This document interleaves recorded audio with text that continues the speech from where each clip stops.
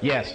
Did Kenneth Starr adequately explain the problem with Vince Foster's car keys not being found in his pockets? Yeah, I didn't get into the car keys because I knew I wouldn't have enough time. He has a little thing on the car keys. Starr's explanation, I need to explain what I'm explaining here. The park police searched Vince Foster's body at the park. They searched his car at the park. The theory of the death they had was that he had driven his car to the park. A little problem at the park real time that night, they couldn't find his car key.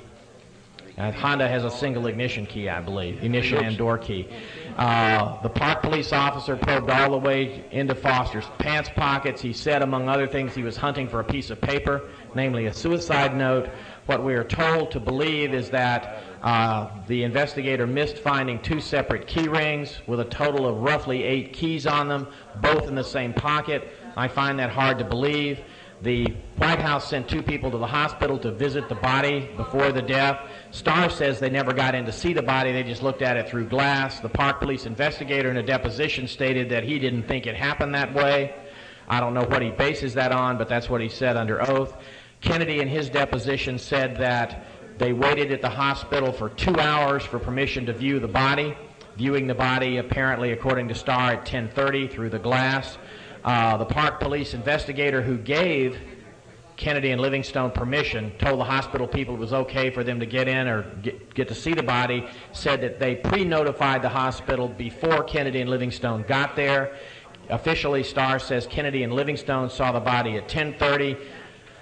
Kennedy in his deposition said they were at the hospital more than 2 hours. You go 2 hours back from 10:30, you get to 8:30. That is 45 minutes before the park police visited the body to get the keys, according to Starr.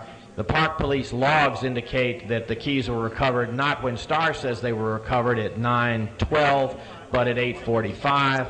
There's a real mishmash there. I think Starr did his best shot with reconciling the keys issue, but I think it comes up short. And there's also some things. What happened when they left the hospital? Kennedy and Livingstone left the hospital. They drove to Kennedy's home, which was 25 minutes away. Kennedy changed clothes. They waited for Mrs. Kennedy to change clothes, and they drove to the Foster home. Kennedy says they arrived there between 10 and 11. That's physically impossible if they were at the hospital at 10:30. So Starr's answer is a sort of answer, but it directly contradicts testimony, sworn testimony on the record.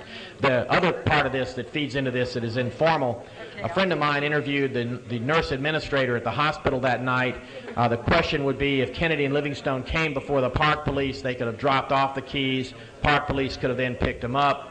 If you wanted to search Foster's office that night after secretaries had gone home, it'd be handy to have his office keys. If you wanted to drive his car to the park when he couldn't, it'd be handy to have his car key.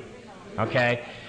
The night administrator at the hospital could not remember when Kennedy and Livingstone showed up. She told my friend that she wasn't under oath here. He was just talking with her. She couldn't remember the clock time when when the 2 park police investigators showed up, but what she told my friend was, quote unquote, the White House people came first. That, right or wrong, differs from what Mr. Starr says. She also told my friend there were no morgue logs. Starr is citing morgue logs that my friend was told by the night administrator didn't exist. So that issue to me is still wide open. Yes? Mr. Sprunt, are you going to tell us why David Watkins was fired? Here is my theory on why a large number of people left the White House. I look at the Foster death as sort of a defense in depth. What we've had with the reports so far is what I call the first layer of the onion. If you run a sophisticated operation, or even if you run a cover-up and you have a long time to structure your cover-up, you have defense in depth. The first layer of the onion is, oh, poor Vince was clinically depressed and shot himself in that park. Case closed. When and if you need to move to the next layer of the onion, I think the next layer of the onion will be, oh, poor Vince, he killed himself, that's true, but he happened to kill himself in an inconvenient or embarrassing venue for him or the administration, some overzealous White House staffers. It really was a suicide, but out of misguided loyalty to Vince and the president, they moved the body. And we know the president's judgment is sound in this regard because all of those people, even though the president didn't know they were doing this, those people exhibited other failures of judgment, causing the president to realize that they should be terminated. So that would be the next layer of the onion. The layer of the onion below that, in fact, he was murdered. It's hard for me to visualize what that would be, but I see this as somewhat of a defense in depth on the cover-up side. That's just the way I look at it. I knew a person who was a special assistant to Mr. Clinton. I met her in Texas in 1979. She and her husband ran the Clinton campaign for North Texas. She became a special assistant to the president. He became our U.S. attorney for North Texas as part of the patronage system. She left the White House in August of '93 after Vince's death. She's a major liberal, but she would not associate, if she heard hall talk about something weird like this, she would bail. And the official reason that she quit was, I wanted to spend more time with my family. She's a hard-charging, liberated Hispanic female attorney. You don't take a job as special assistant to the president and quit 6 months later to spend more time with your family. It's not done. It, in particular, is not done by a female in that administration for those reasons. So I don't know why she quit. She won't say, and she's not supposed to say. But, now that the report is out on the suicide and the addendum is there, it's November of '97. Has anybody confronted Starr with questions that are bombastic and aggressive, such as your findings or anybody else? Not in a public forum, because he won't allow that to happen.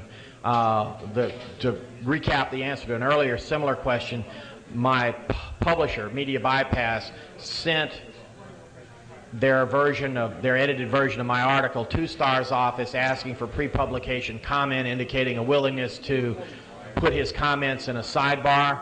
As of when I left town, whenever the hell that was, this morning, we had not heard back from him. But there's been no, let's meet the press with Ken Starr and the conspiracy kooks on the other side of the table firing questions and explanations back and forth. That has not happened. Yes, sir. Just two other points, if you could perhaps comment on. One was, perhaps you can tell us, when was it that Webb Hubbell, who is now evidently received lots and lots and lots of money, he said, as I recall, don't believe this was a suicide. Right. That was it. Go ahead. When did he say that? He is supposed to have said that. Well, the place it appears in public is it's in an Esquire magazine article that I have at home. I don't remember the date of it. But I recall it right at the time. I'm talking about within a day or two. I recall hearing it. Well, the quote harks back to the fact that Webb Hubbell is supposed to have called Philip Carroll, a senior partner at the Rose Law Firm. Philip Carroll was godfather to one of Vince's children, was Vince's mentor at Rose Law Firm. Okay. And Webb Hubbell is said to have said, in his first call that night or the next day to Philip Carroll, it wasn't a suicide, don't you believe it? Hubbell, I believe, has denied now that he said that, but he was quoted as having said that in the Esquire article. The other point was the next day when President Clinton brought quite a number of White House staff together and made what I thought was an extremely cryptic remark. And there hasn't been any comment on that at all. To me, it was such a telling remark. Perhaps you could recount that for us.